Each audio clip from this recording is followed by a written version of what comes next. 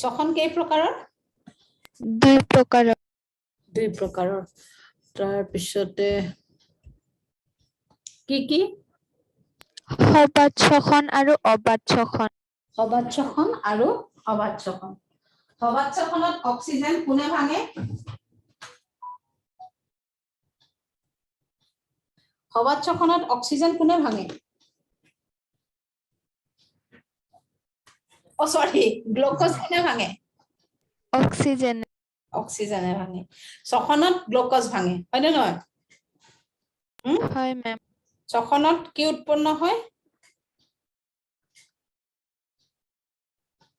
উৎপন্ন হয় শ্বসন বিক্রিয়া গ্লুকোজ নো শ্বসন বিক্রিয়াত কি উৎপন্ন হয় ভাঙে কি কার্বন ডাই অক্সাইড পানি আৰু শক্তি শ্বসন বিক্ৰিয়াত শক্তি উৎপন্ন হয় লগতে ৰেচন পদাৰ্থ সৃষ্টি হয় কাৰ্বন ডাই অক্সাইড আৰু পানী শ্বসন বিক্ৰিয়াত অক্সিজেনে ভাঙে আৰু এটা আৰু আন্তঃবিক্ৰিয়াত কোনে ভাঙে পাচক্ৰস জাইমেজে পাচক্ৰস কোনে ভাঙে জাইমেজ নামৰ পাচক্ৰসে ভাঙে হৈছে যিবিলাক অবাতজীৱী জীৱ যিয়ে অক্সিজেনৰ অবিহনে শ্বসন বিক্ৰিয়া ঘটায় অবাতজীৱী জীৱ মানে যাক অক্সিজেন নালাগে গ্লুকোজ ভাঙিবলৈ পাচক্ৰসৰ সহায়ত ভাঙে সেই অবাতজীৱী জীৱবিলাকে কি কৰে যিবিলাক নিম্ন শ্ৰেণীৰ জীৱ সিহঁতে পাচক্ৰস জাইমেজৰ সহায়ত গ্লুকোজক আংশিক সামান্য ভাঙে গোটেই গ্লুকোজটো নাভাঙে কিন্তু যদি অক্সিজেনে গ্লুকোজ ভাঙে পুৰা ভাঙে এটা কথা পাৰ্থক্যটো ক'ত আহিব তোমালোকৰ অবাত শ্বসন আৰু সবাত শ্বসনৰ মাজত পাৰ্থক্য অবাত শ্বসন আৰু সবাত শ্বসনৰ মাজত পাৰ্থক্য লিখা তোমালোকে জানা যে সবাত শ্বসনত কি হয় দুইটাতে গ্লুকোজ ভাঙে কিন্তু শ্বসন মানে গ্লুকোজ ভঙা বিক্ৰিয়া গ্লুকোজত শক্তি সোমোৱাই থৈ উদ্ভিদে শ্বসনত সেই শক্তি ভাঙি তাৰ পৰা শক্তি আহৰণ কৰি কি কৰে যে তাৰ পৰা শক্তি আহৰণ কৰি জীৱই ব্যৱহাৰ কৰে তে তাকে অক্সিজেন সেই গ্লুকোজ ভাঙিবলৈ কোনোবাই অক্সিজেন ব্যৱহাৰ কৰে কোনোবাই পাচক্ৰস জাইমেজ ব্যৱহাৰ কৰে গতিকে এতিয়া সবাত শ্বসন আৰু অবাত শ্বসনৰ মাজত পাৰ্থক্য লিখা হল তোমাৰ পাৰ্থক্য লিখা সবাত শ্বসন আৰু অবাত শ্বসন এটা কথা হল যে সবাত শ্বসন কি হয় যে সবাত শ্বসন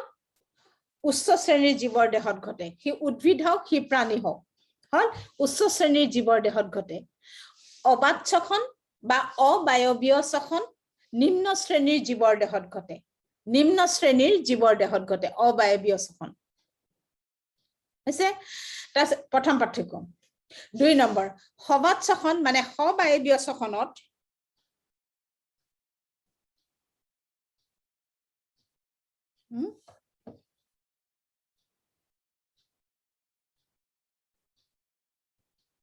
সবায়বীয় শ্বসন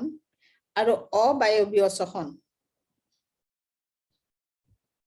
সবায়বীয় আৰু অবায়বীয় এক নম্বৰটো কলো যে উচ্চ শ্ৰেণীৰ জীৱৰ দেহত ঘটে হল 2 নম্বৰ সবায়বীয় শ্বসনত অক্সিজেনে গ্লুকোজ ভাঙে অক্সিজেনৰ সহায়ত গ্লুকোজ ভাঙে আৰু অবায়বীয় শ্বসনত পাচক্ৰস জাইমেজৰ সহায়ত গ্লুকোজ ভাঙে না এইটো লৈ চকুত থ্যাংক ইউ বাবা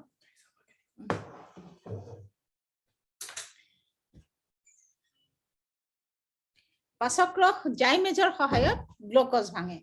হল তাৰপিছত আহিলে 3 নম্বৰ ইয়াত গ্লুকোজ অণুৰ সম্পূৰ্ণ ভাঙন ঘটে পুৰা ভাঙে কাৰ্বন ডাই অক্সাইডৰ পানীৰ পৰা গ্লুকোজ বনিছিলে কাৰ্বন ডাই অক্সাইডৰ পানীলৈ তাক ৰূপান্তৰ কৰি দিয়ে কিন্তু উদ্ভিদে যেতিয়া গ্লুকোজ বনাতে যিখিনি শক্তি ভৰাইছিলে সেই শক্তিখিনি উলিয়াই লয় হেতুৱে সেই শক্তিখিনি ভৰিয়ালে বাকি কাৰ্বন ডাই অক্সাইডৰ পানীলৈ তাক ৰূপান্তৰ কৰি দিয়ে তিনি ইয়াত গ্লুকোজ অণুৰ আংশিক ভাঙন ঘটে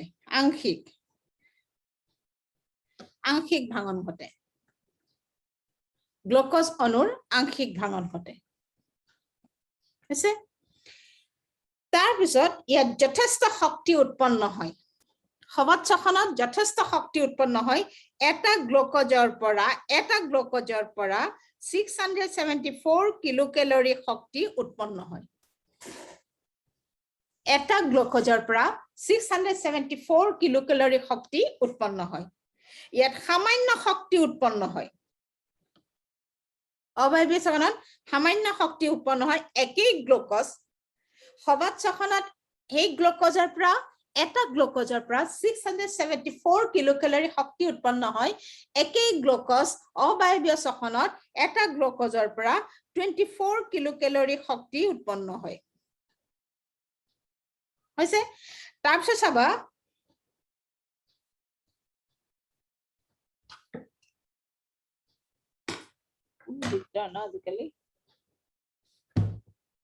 তাৰপিছত চাবা 4 নম্বৰ হল এবাৰ 5 নম্বৰ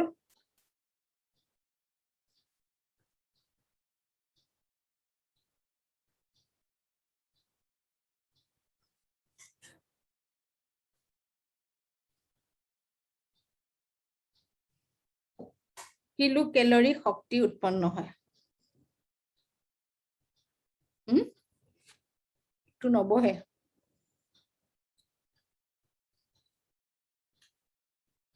কিলোকেলৰি শক্তি উৎপন্ন হয় এতিয়া চাবা আৰু কি পাৰ্থক্য আছে সবায়বীয় শ্বসনত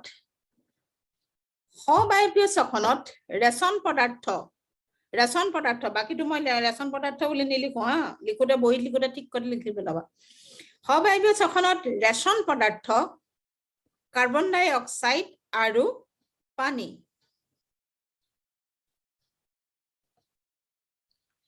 ৰেচন পদাৰ্থ কাৰ্বন ডাই অক্সাইড আৰু পানী হল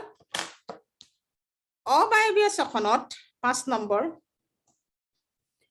অবায়বীয় শ্বসনৰ ৰেচন পদাৰ্থ ইথাইল এলকহল ইথাইল পুৰা লিখিবা হা তোমালোকে মই এনেহে লিখিছো এলকহল কাৰ্বন ডাই অক্সাইড আৰু পানী ইথাইল এলকহল কাৰ্বন ডাই অক্সাইড আৰু পানী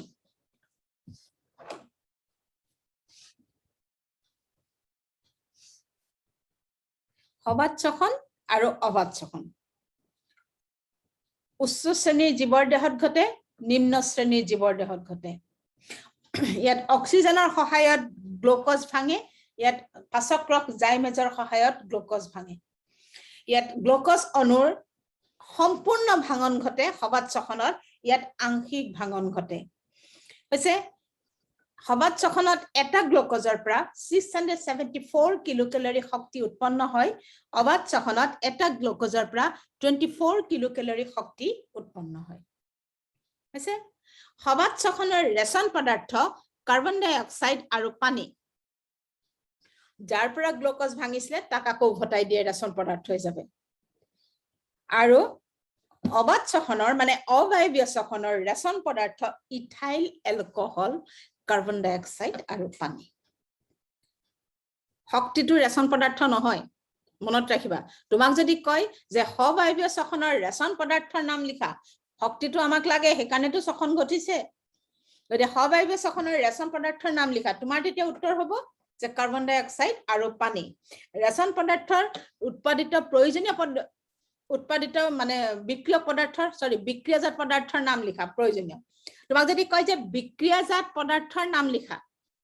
সবাত শ্বসনৰ বিক্ৰিয়াজাত পদাৰ্থৰ নাম লিখা তেতিয়া তোমাৰ উত্তৰ হ'ব কাৰ্বন ডাই অক্সাইড পানী আৰু শক্তি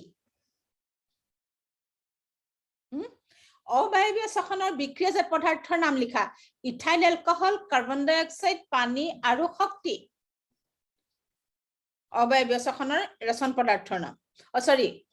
বিক্ৰিয়াজাত পদাৰ্থৰ নাম মানে বিক্ৰিয়াত উৎপন্ন হোৱা তাত লগা নলগা সব পদাৰ্থৰ নামেই তুমি বিক্ৰিয়াজাত পদাৰ্থত লিখিব লাগিব সব পদাৰ্থৰ নামেই তুমি লগা নলগা সব পদাৰ্থৰ নামেই তুমি বিক্ৰিয়াজাত পদাৰ্থত লিখিব লাগিব তোমাক লাগিবও পাৰে তোমাক নালাগিবও পাৰে গতিকে কিন্তু তোমাক যদি খুদে যে সবায়বীয় শ্বসনৰ ৰেচন পদাৰ্থৰ নাম লিখা তেতিয়া তোমাৰ উত্তৰ হ'ব কাৰ্বন ডাই অক্সাইড আৰু পানী অবায়বীয় শ্বসনৰ ৰেচন পদাৰ্থৰ নাম লিখা তেতিয়া তোমাৰ উত্তৰ হ'ব ইথাইল এলকহল কাৰ্বন ডাই অক্সাইড পানী আৰু ইথাইল এলকহল কাৰ্বন ডাই অক্সাইড আৰু পানী প্ৰয়োজনীয় পদাৰ্থৰ নাম লিখা বুলি ক'লে ৰেচন পদাৰ্থ সবাত শ্বসনত উৎপাদিত প্ৰয়োজনীয় দ্ৰব্যৰ নাম লিখা শক্তি শক্তি হৈছে অবায়বীয় শ্বসনৰ উৎপন্ন হোৱা প্ৰয়োজনীয় পদাৰ্থৰ নাম লিখা শক্তি শক্তিটোহে আমাক লাগে বাকিখিনি এই বিক্ৰিয়াত শ্বসন বিক্ৰিয়াত ইয়াত বাকিখিনি হৈছে ৰেচন পদাৰ্থ বাকিখিনি হৈছে ৰেচন পদাৰ্থ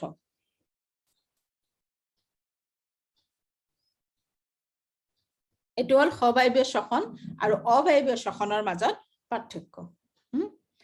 তাৰপিছত হেনান মই অবায়বীয় শ্বসন পঢ়াইছো কিম্বন কাক বুলে কলো অবায়বীয় শ্বসন কলো হেদিনাখন কিম্বন আৰু অবায়বীয় শ্বসন একেটাই বস্তু ইয়াত কি হয় যে পাচক ৰসৰ সহায়ত গ্লুকোজ অণুৰ আংশিক ভাঙন ঘটাই অবায়বীয় জীৱবিলাকে যে অক্সিজেনৰ অবিহনে শ্বসন বিক্ৰিয়া ঘটাই তাক অবায়বীয় জীৱ বোলে সেই জীৱবিলাকক ধৰা ব্যাকটেৰিয়া ভাইৰাছ সিহঁতে পাচক ৰসৰ সহায়ত গ্লুকোজ অণুৰ আংশিক ভাঙন ঘটাই ইথাইল এলকহল কাৰ্বন ডাই অক্সাইড আৰু পানী ইমানখিনি নিলিখিলেও হ'ব কিম্বন যদি সুধে যে কিম্বন কাক বুলে বুলি সুধিলে যে অবায়বীয় জীৱই অক্সিজেনৰ অবিহনে পাচক ৰস জাইমেজৰ সহায়ত গ্লুকোজ অণুৰ আংশিক ভাঙন ঘটাই এলকহল প্ৰস্তুত কৰা প্ৰক্ৰিয়াক কিম্বন প্ৰক্ৰিয়া বোলে অবাত শ্বসনটোৱে কিম্বন হৈছে এতিয়া আহা হেনান অবাত শ্বসনটো তোমালোকৰ শেষ হৈছে এতিয়া আহা সবাত শ্বসন তাৰ আগতে মই তোমালোকক এটা বস্তু পঢ়াই লওঁ এটিপি আৰু এডিপি চক্ৰ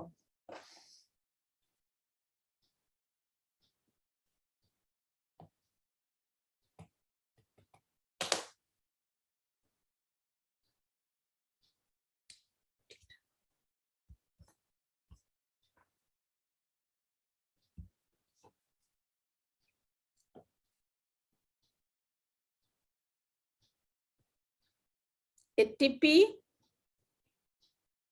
এডিপি চক্ৰ আমাৰ দেহত এটা চক্ৰ অনবৰতে চলি থাকে যেনেকৈ শ্বসন চলি থাকে তাৰ লগে লগে এই এটিপি এডিপি চক্ৰটো আমাৰ দেহত চলি থাকে শ্বসন চলি যেনেকৈ শ্বসন আমাৰ জন্মৰ মুহূৰ্তৰ পৰা তোমাৰ মৃত্যুলৈকে যেনেকৈ শ্বসন বিক্ৰিয়া চলি থাকিব দেহৰ প্ৰতিটো কোষত ঠিক তেনেদৰে এটিপি এডিপি চক্ৰও চলি থাকিব কাৰণ ইয়াৰ লগত এই চক্ৰৰ লগত শ্বসনৰ সম্পৰ্ক আছে এটা এটিপি তোমালোকে জানা এডিনোসাইন ট্ৰাইফসফেট ইয়াত তিনটা ফসফেট গোট খাই আছে হল এডিপি তোমালোকে জানা এডিনোসাইন ডাইফসফেট ইয়াত দুটা ফসফেট লগ লাগি থাকে ডাইফসফেট মানে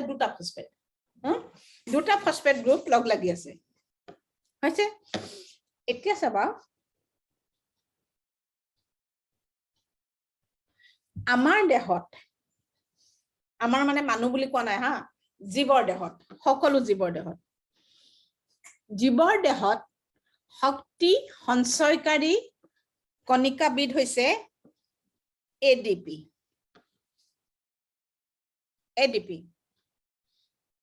উদ্ভিদ হওক প্ৰাণী হওক জীৱৰ দেহত শক্তি জমা কৰিব পৰা কণিকাবিধ হৈছে এডিপি শ্বসনতো শক্তি উৎপন্ন হ'ব সেই শক্তিখিনি জমা কৰি ৰাখে আমাৰ দেহে জীৱৰ দেহে হল কোনোবাইতো শক্তিখিনি ধৰিব লাগিব কোনোবাই ৰাখিব লাগিব শক্তিখিনি নিজে নিজে জমা হৈ নাথাকে কোনোবাই সিহঁতক ধৰি থব লাগিব আৰু সেই কামটো এডিপিয়ে কৰে জীৱৰ দেহত থকা উদ্ভিদ হওক প্ৰাণী হওক সকলো জীৱৰ দেহত থকা শক্তি সঞ্চয়কাৰী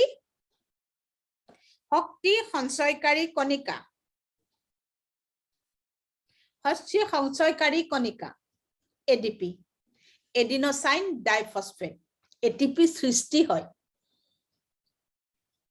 এটিপি সৃষ্টি হয় এডিপিৰ পৰা কিন্তু শক্তি ধৰিব পাৰে এডিপিয়ে এডিনোসাইন ডাইফসফেট আৰু শক্তি জমা হয় ফসফেট ৰূপত সেইটো মই আগতেও তোমালোকক এখিনি কথা পঢ়াইছো যে এডিপি হৈছে উদ্ভিদ আৰু প্ৰাণী সকলোৰে দেহত শক্তি জমা কৰিব পৰা কণিকা উদ্ভিদৰ দেহতো এডিপি আছে প্ৰাণীৰ দেহতো এডিপি আছে কিন্তু উদ্ভিদৰ দেহত আৰু এবিধ কণিকা আছে যি শক্তি জমা কৰিব পাৰে এডিপিটো আছে কিন্তু উদ্ভিদৰ দেহত আৰু এবিধ কণিকা আছে হালু সংশ্লেষণত তোমালোকে পাইছিলা NADP ই হাইড্ৰোজেন ৰূপত শক্তি সঞ্চয় কৰে ই হাইড্ৰোজেন ৰূপত শক্তি জমা কৰে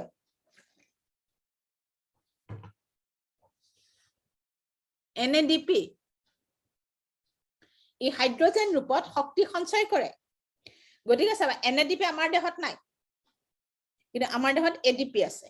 ADP উদ্ভিদৰ দেহতো আছে প্ৰাণীৰ দেহতো আছে ই শক্তি সঞ্চয়কাৰী কণিকা ইহতে ফসফেট ৰূপত শক্তি জমা কৰে শক্তি জমা হয় ফসফেট ৰূপত হৈছে গতিকে চাবা প্ৰতিটো ADP এ যেতিয়া আমাৰ শ্বসন বিক্ৰিয়া ঘটে শক্তি উৎপন্ন হয় তেতিয়া সেই শক্তিখিনি প্ৰতিটো ADP কণিকাই এটা ফসফেট গ্ৰুপ হিচাপে কণিকা হিচাপে গ্ৰহণ কৰে শ্বসনত শক্তি উৎপন্ন হয় মানে শক্তিখিনি কোনোবাই ধৰিব সেই কামটো ADP এ কৰে ADP এ কি কৰে শ্বসনত উৎপন্ন হোৱা শক্তিখিনি ফসফেট হিচাপে গ্ৰহণ কৰে ফসফেট হিচাপে তাক গ্ৰহণ কৰে কৰি ই ATP লৈ ৰূপান্তৰ হয় প্ৰতিটো ADP এ এটাকৈ ফসফেট কণিকা ৰাখিব পাৰে ট্ৰাইফসফেট ডাইফসফেট ট্ৰাইফসফেটলৈ ৰূপান্তৰ হ'ল ডাইফসফেট ট্ৰাইফসফেটলৈ ৰূপান্তৰ হ'ল ডাইফসফেটত নিজাকে দুটা ফসফেট আছে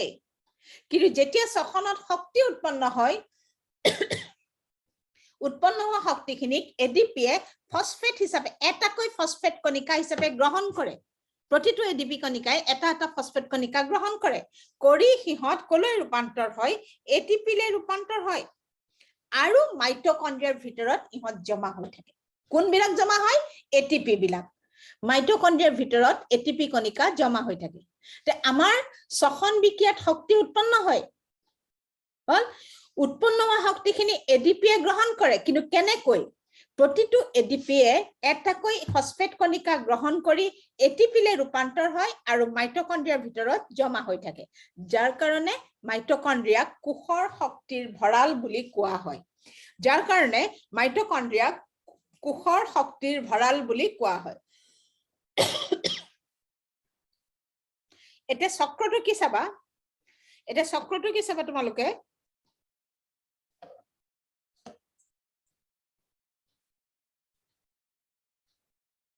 ADP শ্বসন বিক্ৰিয়াত উৎপন্ন হোৱা শক্তিখিনি ইহতে ফসফেট হিচাপে গ্ৰহণ কৰে কৰি ATP লৈ ৰূপান্তৰ হয় তিনটা ফসফেট থকা কণিকালে ৰূপান্তৰ হয় আৰু মাইটোকন্ড্ৰিয়াৰ ভিতৰত জমা হৈ থাকে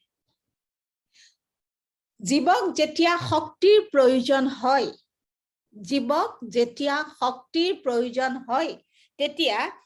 প্ৰতিটো ATP এ এটো প্লাস প্ৰতিটো ATP এ এটাকৈ ফসফেট গ্ৰুপ শক্তিখিনি এটাকৈ ফসফেট হিচাপে শক্তি এৰি দিয়ে যেতিয়া জীৱক শক্তিৰ প্ৰয়োজন হয় তেতিয়া প্ৰতিটো ATP এ এটাকৈ ফসফেট কণিকা হিচাপে শক্তিখিনি এৰি দিয়ে দি ই পুনৰ ADP লৈ ৰূপান্তৰ হয় ADP চক্ৰ বা ATP চক্ৰ শ্বসনত শক্তি উৎপন্ন হয় উৎপন্ন হোৱা শক্তিখিনি ADP এ এটাকৈ ফসফেট হিচাপে গ্ৰহণ কৰে কৰি ই ATP লৈ ৰূপান্তৰ হয় আৰু মাইটোকন্ড্ৰিয়াৰ ভিতৰত জমা হৈ থাকে যেতিয়া জীৱক শক্তিৰ প্ৰয়োজন হয় তেতিয়া প্ৰতিটো ATP কণিকাই ট্ৰাইফসফেট ATP কণিকাই এটাকৈ ফসফেট হিচাপে শক্তিখিনি এৰি দিয়ে যেনেকে লৈছিলে তেনেকে এৰি দিয়ে দি ই পুনৰ ADP লৈ ঘূৰি ৰূপান্তৰ হয় জীৱদেহৰ কোষত এই চলি থকা এই চক্ৰটো অনবৰতে শ্বসন চলি আছে ইউ চলি আছে শ্বসনত উৎপন্ন হৈছে ADP লৈছে ATP লৈ ৰূপান্তৰ হৈছে আমাক দৰকাৰ হৈছে শক্তি এৰিছে আকৌ ADP লৈ ঘূৰি গৈছে এই চক্ৰটো ATP চক্ৰটো জীৱৰ দেহত অহৰ্নিশে প্ৰতিটো মুহূৰ্তত হি চলি থাকে যেনেকে শ্বসন প্ৰতিটো মুহূৰ্তত চলি থাকে তুমি শুইছা বহিছা কথা নাই প্ৰতিটো মুহূৰ্তত চলি থাকে ঠিক তেনেদৰে এই এডিপি এটিপি চক্ৰটো জীৱৰ দেহত অহৰ্নিশে চলি থাকে গতে এটো হৈছে এডিপি এটিপি চক্ৰ গতে আমাৰ দেহত শক্তি জমা হয় এটিপি কণিকা ৰূপত হৈছে কিন্তু তোমাক যদি সুধিছে যে জীৱৰ দেহত থকা শক্তি সঞ্চয়কাৰী কণিকা বিধৰ নাম লিখা তেতিয়া তোমাৰ উত্তৰটো হ'ব এডিপি সম্পূৰ্ণ নাম লিখা এডিনোসাইন ডাইফসফেট হল কিন্তু শক্তি জমা হয় কি ৰূপত এটিপি ৰূপত এডিনোসাইন ট্ৰাইফসফেট ৰূপত এটিপি শক্তি লয় এটিপি এৰে হৈছে গতে আৰু মাইটোকন্ড্ৰিয়াৰ ভিতৰত এটিপি কণিকাবিলাক জমা হৈ থাকে সেইকাৰণে আমি মাইটোকন্ড্ৰিয়াক কোষৰ শক্তিৰ ভঁৰাল বুলি কওঁ সেইকাৰণে আমি মাইটোকন্ড্ৰিয়াক কোষৰ শক্তিৰ ভঁৰাল বুলি কওঁ এটা কথা হল এখিনি হল এডিপি এটিপি চক্ৰ কিন্তু তাতে যদি তোমাক কয় তুমি ক'ব পাৰা যে খুব বেছি তোমাক যদি সুধে যে জীৱৰ দেহত থকা শক্তি সঞ্চয়কাৰী কণিকা বিধৰ নাম লিখা বুলি ক'লে এডিপি কেই বিধৰ নাম লিখা বুলি ক'লে তোমাৰ উত্তৰ হ'ব উদ্ভিদৰ প্ৰাণীৰ ক্ষেত্ৰত এডিপি উদ্ভিদৰ ক্ষেত্ৰত এডিপি আৰু এনএডিপিএইচ এনএডিপি এনএডিপিয়ে শক্তি আহৰণ কৰে হাইড্ৰোজেন ৰূপত এনএডিপিয়ে শক্তি আহৰণ কৰে হাইড্ৰোজেন ৰূপত এখিনি হল তোমাৰ এটিপি এটিপি চক্ৰ সবাত শ্বসন অবাত শ্বসনৰ মাজত পাৰ্থক্য আৰু এটা পাৰ্থক্য আছে শ্বসন আৰু শ্বাস প্ৰশ্বাসৰ মাজত পাৰ্থক্য উশাহ নিশাহ লোৱা আৰু শ্বসনৰ মাজত পাৰ্থক্য এইটো প্ৰশ্ন আহে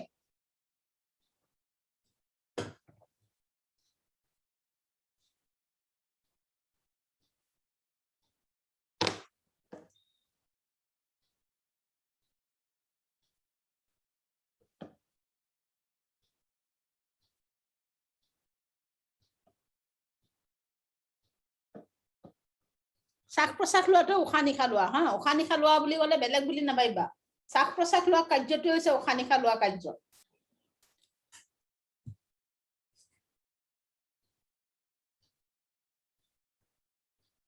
এটো সেইদিনা মই পঢ়ালো তথাপিতো মই অলপ জুকিয়াই দিওঁ তোমালোকৰ কথাখিনি শ্বসন কোষত ঘটে সেইটো তোমালোকে জানা জীৱ দেহৰ প্ৰতিটো কোষত শ্বসন বিক্ৰিয়া ঘটে হৈছে শ্বাস প্ৰশ্বাস উশাহ নিশাহ লোৱা কাৰ্য আমাৰ হাঁওফাঁওত ঘটে হাঁওফাঁও কি শ্বাস অংগ গতিকে যাৰ যিটো শ্বাস অংগ তাত ঘটে শ্বাস প্ৰশ্বাস শ্বাস অংগত ঘটে শ্বাস প্ৰশ্বাস শ্বাস অংগত ঘটে শ্বসন জীৱ দেহৰ কোষত ঘটে শ্বসনত গ্লুকোজ অণুৰ ভাঙন ঘটে শ্বসনত গ্লুকোজ অণুৰ ভাঙন ঘটে শ্বাস প্ৰশ্বাসত নঘটে শ্বাস প্ৰশ্বাসত নঘটে শ্বাস প্ৰশ্বাস বা উশাহ নিশাহ লওঁতে গ্লুকোজ নাভাঙে হাঁওফাঁওৰ ভিতৰত আমাৰ গ্লুকোজ নাভাঙে তাৰপিছত শ্বসনত শক্তি উৎপন্ন হয়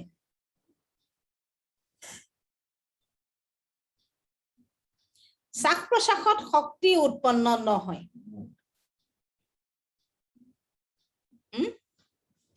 4 নম্বৰ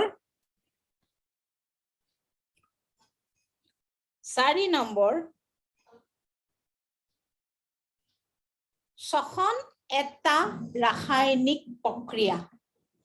শ্বসন এটা ৰাসায়নিক প্ৰক্ৰিয়া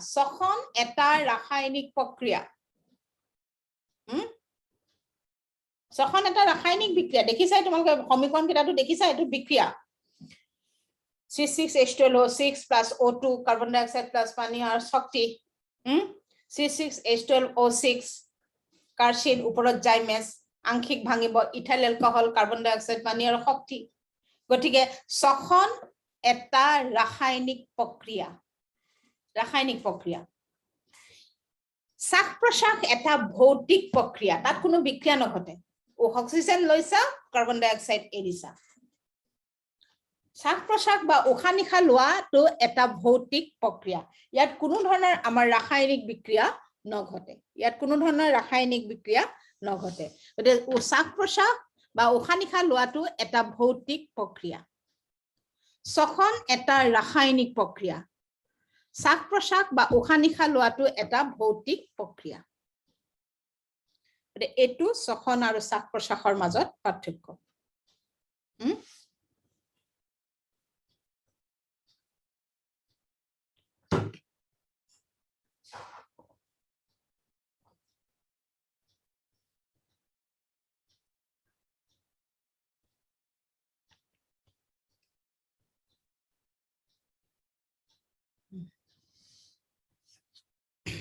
এইটো এটা পাৰ্থক্য শ্বসন আৰু শ্বাস প্ৰশ্বাসৰ মাজত পাৰ্থক্য সবাত শ্বসন আৰু অবাত শ্বসনৰ মাজত পাৰ্থক্য আৰু এটা পাৰ্থক্য আছে অলপ দেৰি পিছত পাবা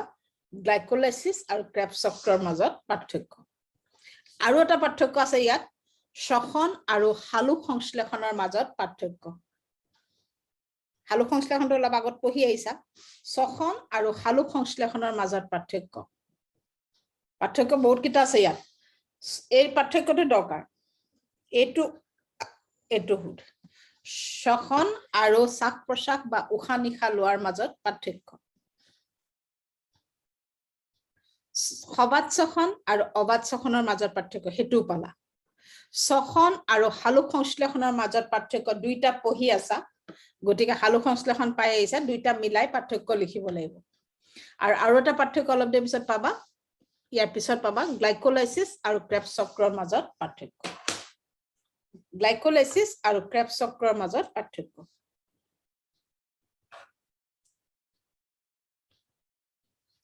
এতিয়া মই আজি সবাত শ্বসনটো আৰম্ভ কৰো এটা পাৰ্ট অন্তত পঢ়াও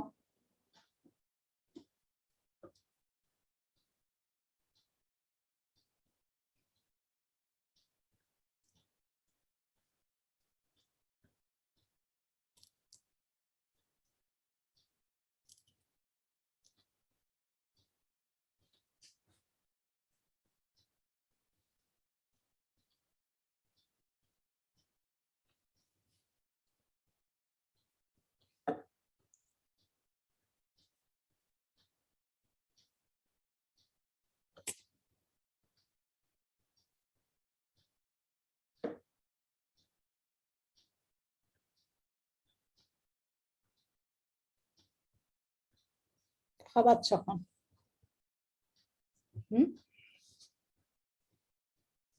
অবাত শ্বসনটো ইতিমধ্যে মোৰ শেষ হৈছে অবাত শ্বসন কাক বোলে অবাত শ্বসনৰ বিক্ৰিয়া আৰু কিম্বন সব শেষ হৈছে আৰু আজি পাৰ্থক্যকেইটাও শেষ হ'ল এডিপি এটিপি চক্ৰও শেষ হ'ল পাৰ্ট পঢ়িবলৈ ইমান খেলি মেলি নহয় শ্বসনটো তুমি আটাইকেইটা পাৰ্ট লিখি লিখি থৈ দিয়া তাৰপিছত দুবাৰমান পাৰ্টটো লেসনটো ক্লাছ চেপ্টাৰটো ৰিডিং দিয়া বস প্ৰশ্নবিলাক ওলাইয়ে থাকে শ্বসনৰ কি আহিব পাৰে সবাত শ্বসন মই ইমান কৈছিলো যে উচ্চ শ্ৰেণীৰ জীৱৰ দেহৰ প্ৰতিটো কোষত শ্বসন প্ৰতিটো কোষত ঘটে অক্সিজেনৰ সহায়ত গ্লুকোজ অণুৰ সম্পূৰ্ণ ভাঙন ঘটাই শক্তি মুক্ত কৰা যথেষ্ট শক্তি মুক্ত কৰা প্ৰক্ৰিয়া সবাত শ্বসন বোলে আৰু বাকি কাৰ্বন ডাই অক্সাইড পানী ৰেচন পদাৰ্থৰ নামটো নললেও হ'ব সমীকৰণত লিখিবা সবাত শ্বসন ক'ত ঘটে জীৱদেহৰ প্ৰতিটো কোষত গ্লুকোজ অণুৰ অক্সিজেনৰ সহায়ত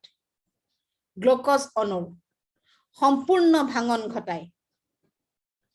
যথেষ্ট শক্তি মুক্ত কৰা প্ৰক্ৰিয়াক সবাত শ্বসন বোলে C6H12O6 সমীকৰণটো লিখি দিবা তাৰপিছত কাক বোলে দিলে যদি সমীকৰণ মনত নাথাকে যাতা সমীকৰণ নিলিখিবা অলপ নম্বৰ গলে গল 674 কিলো ক্যালোৰি শক্তি উৎপন্ন কৰে এটো সবাত শ্বসনৰ বিক্ৰিয়া হল সবাত শ্বসন দুটা পৰ্যায় দুটা প্ৰকাৰ নহয় দুটা পৰ্যায় প্ৰথম পৰ্যায় সেকেন্ড পৰ্যায় একেটাই বস্তু first part second part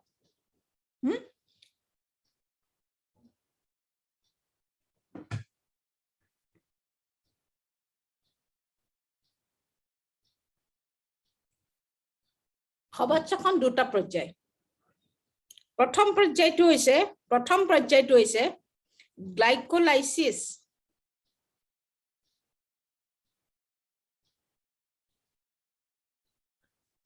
glycolysis আৰু দ্বিতীয় পৰ্যায়টো হৈছে ক্ৰেবছ চক্ৰ হান্স ক্ৰেবে আৱিষ্কাৰ কৰাৰ কাৰণে তেওঁৰ নাম অনুযায়ী চক্ৰটোৰ নাম দিছে ক্ৰেবছ চক্ৰ বা সাইট্ৰিক এসিড চক্ৰ বা সাইট্ৰিক এসিড চক্ৰ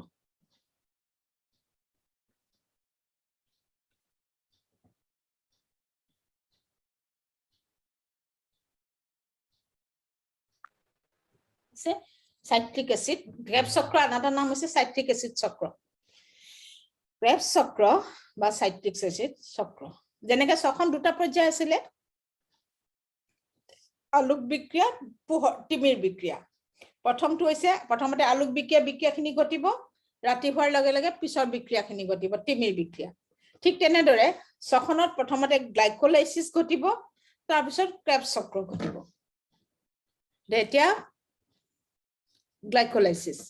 প্ৰথম পৰ্যায় গ্লাইকোলাইসিস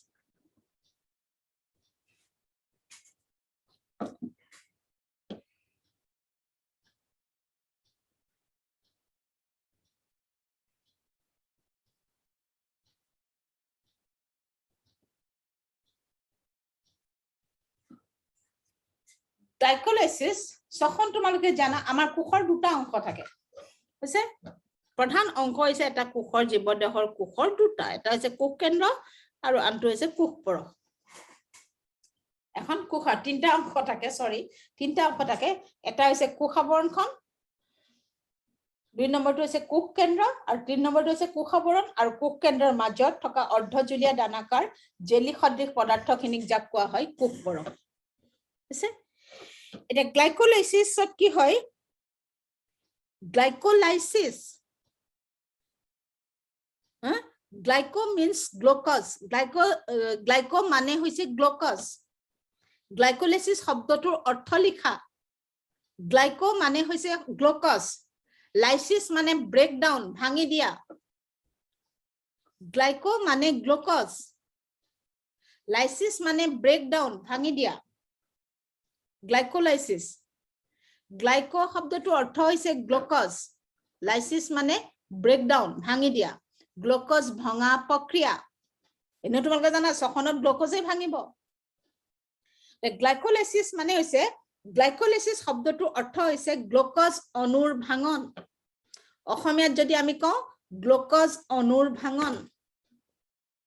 গ্লাইকোলাইসিস শব্দটোৰ অৰ্থ হৈছে গ্লুকোজ অণুৰ ভাঙন তোমালোকে জানা কোনোবাই কাৰ্বন ক্ষেত্ৰত অক্সিজেনে ভাঙিব কাৰ্বন ক্ষেত্ৰত পাইচক্ৰকে ভাঙিব কিন্তু যেটো গ্লাইকোলাইসিস পঢ়িছা তোমালোকে এতিয়া যেটো সবাত ছখন পঢ়িছা ইয়াত অক্সিজেনে ভাঙিব কিন্তু যেটো গ্লাইকোলাইসিসত গ্লুকোজ অণু অক্সিজেনে নেভাঙে সাবা কথাটো যে গ্লাইকোলাইসিসত অক্সিজেন ব্যৱহাৰ নহয় কিন্তু কি সবাত ছখনৰ প্ৰথম পৰ্যায় গ্লাইকোলাইসিস হৈছে সবাত ছখনৰ প্ৰথম পৰ্যায় ফাৰ্স্ট ষ্টেজটো গ্লাইকোলাইসিস হৈছে সবাত ছখনৰ প্ৰথম পৰ্যায় সবাত ছখন অক্সিজেনে ভাঙে কিন্তু গ্লাইকোলাইসিসত অক্সিজেন ব্যৱহাৰ নহয় কিন্তু গ্লুকোজ ভাঙে অক্সিজেন ব্যৱহাৰ নহয় গ্লাইকোলাইসিসত অক্সিজেন নালাগে এটো দুই নম্বৰ হৈছে প্ৰথমটো হৈছে ইয়াত গ্লুকোজ অণুৰ ভাঙন ঘটে তাৰপিছত কথা হ'ল ক'ত ঘটে গ্লাইকোলাইসিসৰ বিক্ৰিয়াখিনি কোষ পৰশত ঘটে মাইটোকন্ড্ৰিয়াৰ ভিতৰত নহয় কোষ পৰশত ঘটে গ্লাইকোলাইসিসৰ বিক্ৰিয়াখিনি কোষ পৰশত ঘটে প্ৰটোপ্লাজমত ঘটে কোষ পৰশত ঘটে গ্লাইকোলাইসিসৰ বিক্ৰিয়াখিনি কোষ পৰশত ঘটে হৈছে আৰু যেটো ক্ৰেবছ চক্ৰৰ বিক্ৰিয়াখিনি মাইটোকন্ড্ৰিয়াৰ ভিতৰত ঘটে ক্ৰেবছ চক্ৰ আৰম্ভ কৰিলে গম পাবা ইয়াৰ বিক্ৰিয়াখিনি মাইটোকন্ড্ৰিয়াৰ ভিতৰত ঘটে গ্লাইকোলাইসিস কোষ পৰশত ঘটে ক্ৰেবছ চক্ৰ মাইটোকন্ড্ৰিয়াৰ ভিতৰত ঘটে তাৰপিছত তুমি পালা যে গ্লাইকোলাইসিসত অক্সিজেন নালাগে অল গ্লাইকোলাইসিছত অক্সিজেন নালাগে কিন্তু আমি উশাহত লোৱা অক্সিজেন খিনি কলৈ যায় যদি গ্লাইকোলাইসিছত অক্সিজেন নালাগে তেনে আমি যেটো সবাতজীৱী জীৱ আমাৰ দেহত অক্সিজেনে গ্লুকোজ ভাঙে পঢ়িও পাইছা তোমালোকে অক্সিজেনে গ্লুকোজ ভাঙে আমি যে উশাহত অক্সিজেন খিনি যে অনবৰতে যে অক্সিজেন নি থাকো অক্সিজেন কলৈ যায় সেই অক্সিজেনে গৈ মাইটোকন্ড্ৰিয়াৰ ভিতৰত ক্ৰেবছ চক্ৰৰ বিক্ৰিয়াত ভাগ লয় মানে দ্বিতীয় পৰ্যায়টোতে উশাহত লোৱা অক্সিজেন খিনি ব্যৱহাৰ হয় দ্বিতীয় পৰ্যায়টো মানে মাইটোকন্ড্ৰিয়াৰ ভিতৰত ক্ৰেবছ চক্ৰ চলে আৰু সেই ক্ৰেবছ চক্ৰত আমি উশাহত লোৱা অক্সিজেন মানে মুক্ত অক্সিজেনে বিক্ৰিয়াত ভাগ লয় মুক্ত অক্সিজেন মুকলি হৈ থকা অক্সিজেন খিনি আমি উশাহত লোৱা অক্সিজেন খিনিয়ে বিক্ৰিয়াত ভাগ লয় কোত মাইটোকন্ড্ৰিয়াৰ ভিতৰত কোনটো পৰ্যায় দ্বিতীয়টো পৰ্যায় তাৰমানে আমি উশাহত লোৱা অক্সিজেন খিনিয়ে প্ৰথম পৰ্যায়ত ই ব্যৱহাৰ নহয় প্ৰথম পৰ্যায়ত সেইখিনি অক্সিজেন ব্যৱহাৰ নহয় গ্লাইকোলাইসিছত অক্সিজেন নালাগে পাৰ্থক্যখিনি মই প্ৰায় একেলগে কৈ আছো চাবা কথাটো ইয়াত অক্সিজেন নালাগে তাত যথেষ্ট অক্সিজেন লাগে ক্ৰেবছ চক্ৰৰ বিক্ৰিয়াখিনিত অক্সিজেন লাগে গ্লাইকোলাইসিছ কোষ পৰশত ঘটে গ্লাইকোলাইসিছৰ বিক্ৰিয়াখিনি কোষ পৰশত ঘটে হল কোষ পৰশত ঘটে আৰু ক্ৰেবছ চক্ৰৰ বিক্ৰিয়াখিনি মাইটোকন্ড্ৰিয়াৰ ভিতৰত ঘটে ক্ৰেবছ চক্ৰৰ বিক্ৰিয়াখিনি মাইটোকন্ড্ৰিয়াৰ ভিতৰত ঘটে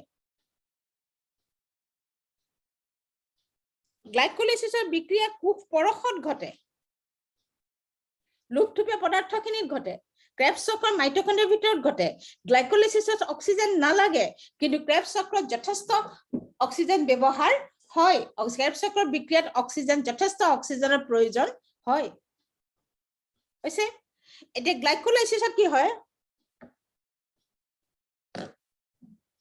আচ্ছা এটা গ্লুকোজ তাত কাৰ্বন আছে হাইড্ৰোজেন আছে অক্সিজেন আছে ৰাসায়নিকভাৱে লগ লাগি আছে তাক ভাঙিবলৈ হলে শক্তি লাগিব কোনোবা পদাৰ্থ লাগিব যি ভাঙিব তাক এনেটো সিহঁতি ভাং খাই নাযায় গতিকে কি হ'ব কোনে ভাঙিব গ্লাইকোলাইসিছত গ্লুকোজ ভাঙিব কিন্তু ভাঙিব কোনে কোনে ভাঙিব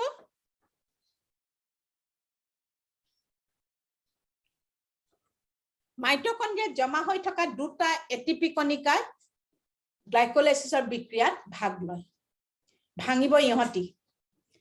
মাইটোকন্ড্ৰিয়াৰ ভিতৰত তাৰমানে শ্বসনটো ঘটি থাকে এটিপি ওলাই থাকে মাইটোকন্ড্ৰিয়াৰ ভিতৰত জমা হৈ থাকে গতিকে মাইটোকন্ড্ৰিয়াৰ ভিতৰত জমা হৈ থকা দুটা এটিপি কণিকাই গ্লাইকোলাইসিছৰ বিক্ৰিয়াখিনি সংঘটিত কৰিব মাইটোকন্ড্ৰিয়াৰ ভিতৰত জমা হৈ থকা দুটা এটিপি কণিকাই গ্লাইকোলাইসিছৰ বিক্ৰিয়াখিনি সংঘটিত কৰিব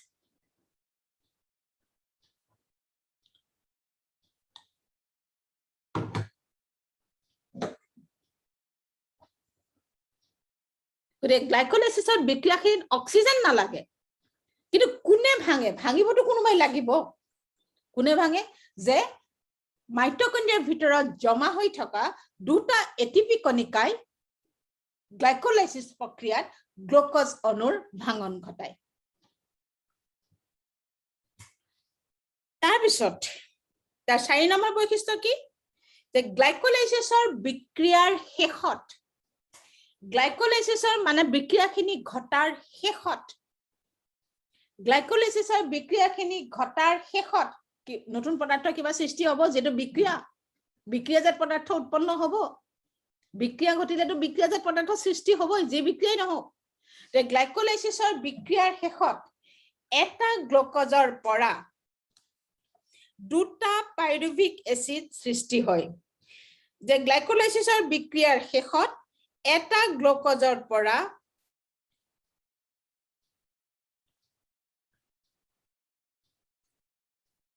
দুটা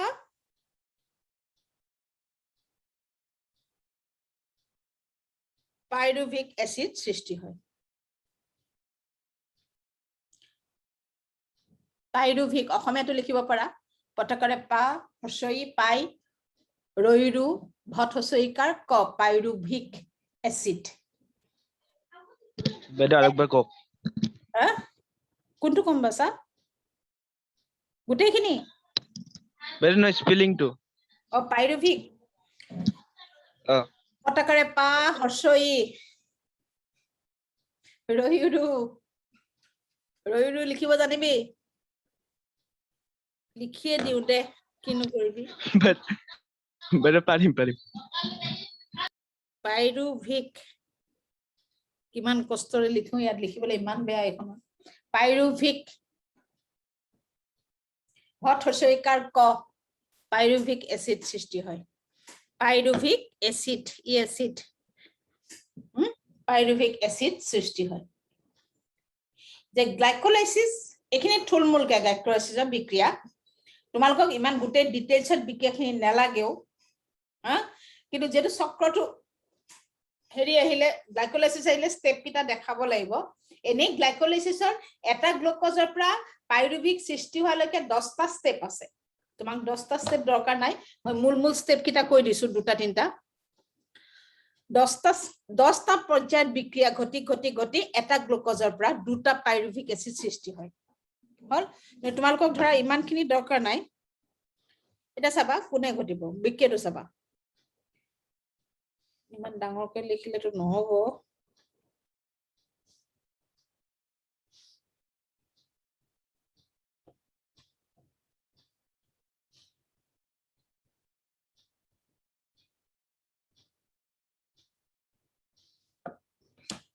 গ্লুকোজ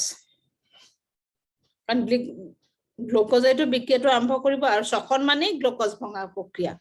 গ্লুকোজ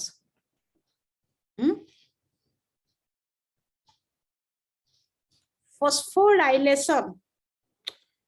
লিখাটো দিগদাৰ নহয় এতিয়া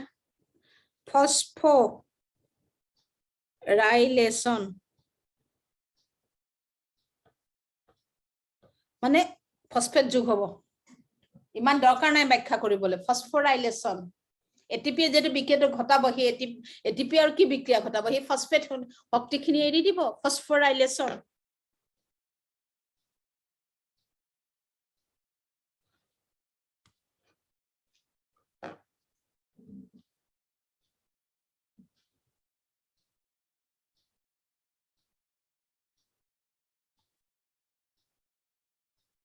হাইড্ৰোজেন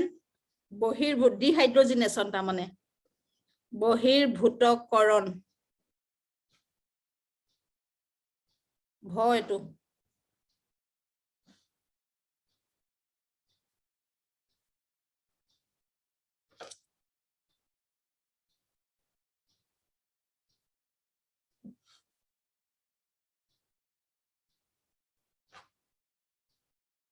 বহিৰ্ভূতকৰণ আৰু 3 নম্বৰ আন্তঃআণৱিক পুনৰ্গঠন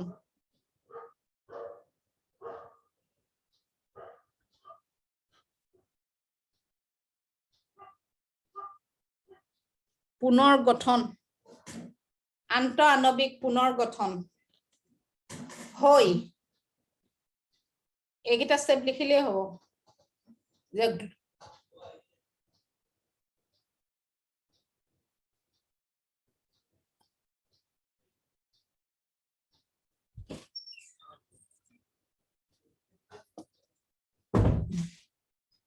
গ্লুকোজ অণুৰ ফসফোৰাইলেশন হাইড্ৰোজেন বহিৰ্ভূতকৰণ আন্তঃআণৱিক পুনৰ্গঠন হৈ এটা গ্লুকোজৰ পৰা হল কত লিখো এতিয়া দুটা পাইৰুভিক এসিড সৃষ্টি হয় দুটা পাইৰুভিক এসিড সৃষ্টি হয় এটা গ্লুকোজৰ পৰা দুটা পাইৰুভিক এসিড সৃষ্টি হয় তাৰ পিছত আন্তঃআণৱিক পুনৰ্গঠনৰ তলত লিখিব লাগিব 2 পাইৰুভিক এসিড মোৰ ঠাই নাই গতিকে মই ওপৰত এনেকে কাৰ চিহ্নডাল মাৰি এডাল দি পেলাই দেখাই দিছো তোমালোকক 2 পাইৰুভিক এসিড পি এসিড লিখিছো 2 পাইৰুভিক এসিড দুইটো বাদ দিলে নহব দুটা পাইৰুভিক এসিড সৃষ্টি হয় 2 এটা গ্লুকোজৰ পৰা দুটা পাইৰুভিক এসিড সৃষ্টি হয় প্ৰশ্নও উদে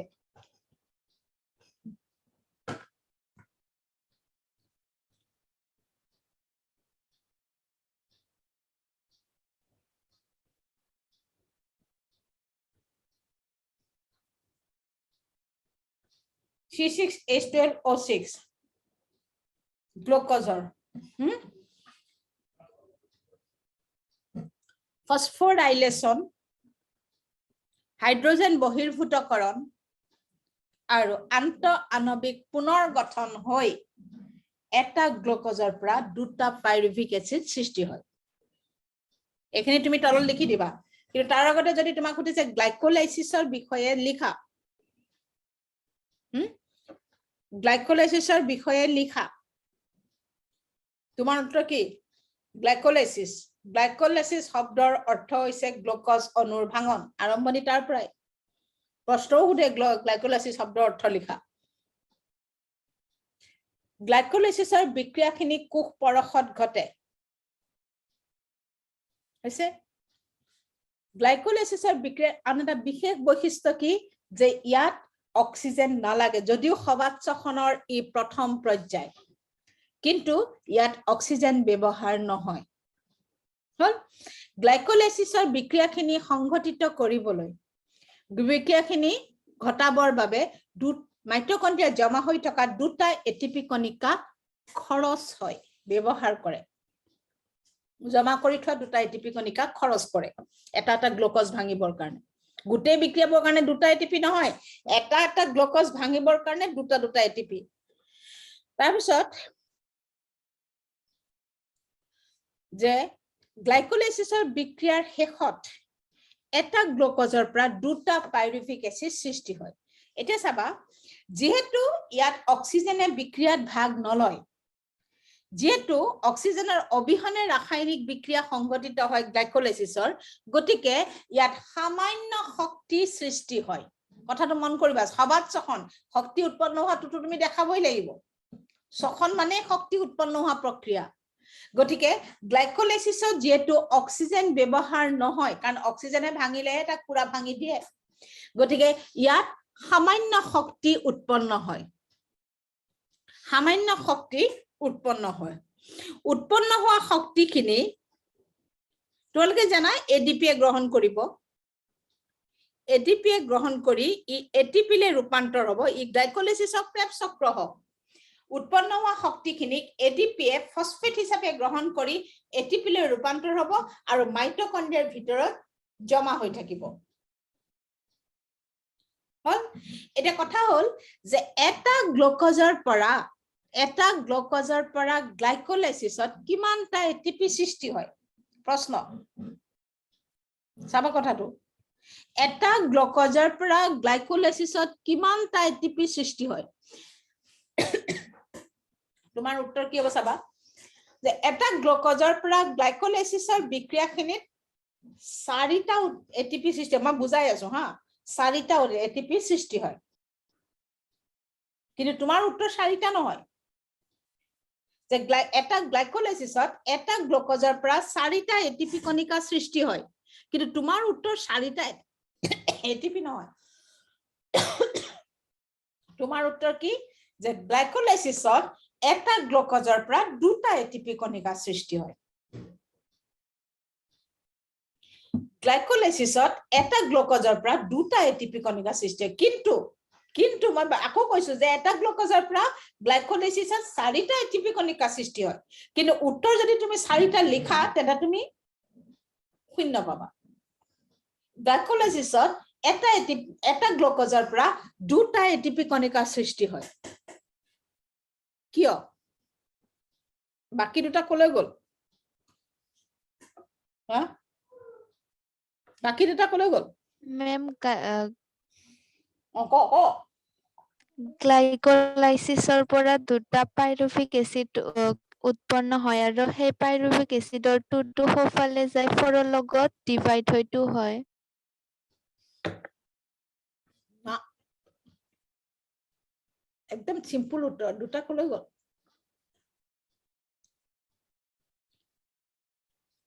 অন্তত চেষ্টা এটা চলাইছ বাকি এটা 4টা সৃষ্টি হয় কিন্তু উত্তৰ হ'ব দুটা হয় দুটা কলৈ গল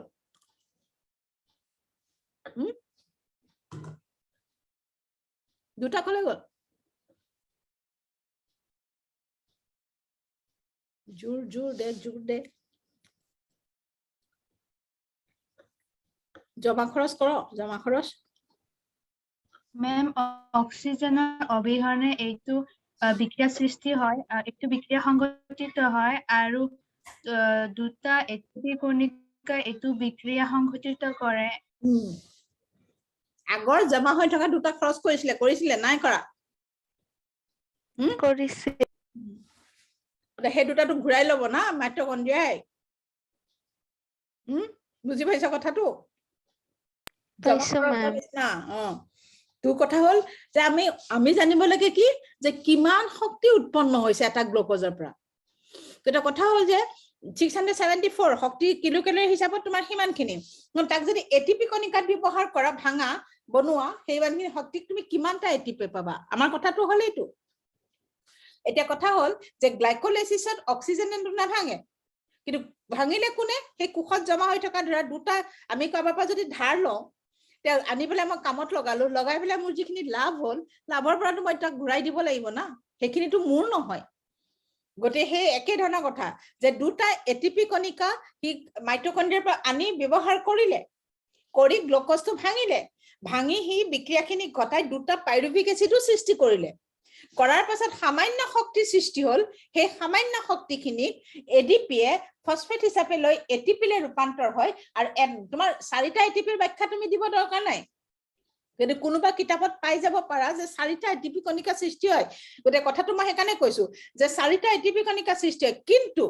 দুটা এটিপি কণিকা ব্যৱহাৰ কৰাৰ পাছত সবা দুটা এটিপি কণিকা খৰচ কৰাৰ পাছত চাৰিটা এটিপি কণিকা সৃষ্টি অৰ্থাৎ দুটা এটিপি কণিকা বেছিকৈ সৃষ্টি হয় যদি দুটাই সৃষ্টি হল না তেতিয়া তাত তোমাৰ এটিপিৰ শক্তিৰ হিচাপ নিকাচ তোমাৰ ইয়াত নাহে যদি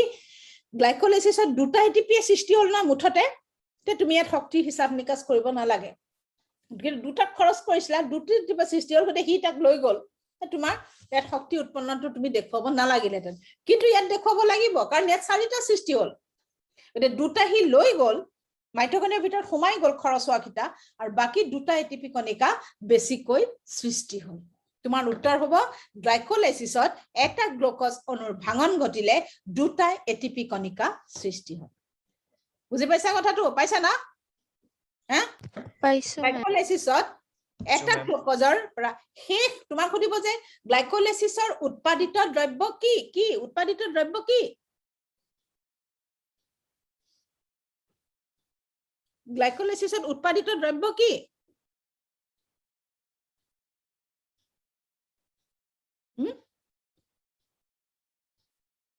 গ্লাইকোলাইসিস প্ৰক্ৰিয়াত উৎপাদিত দ্ৰব্য কি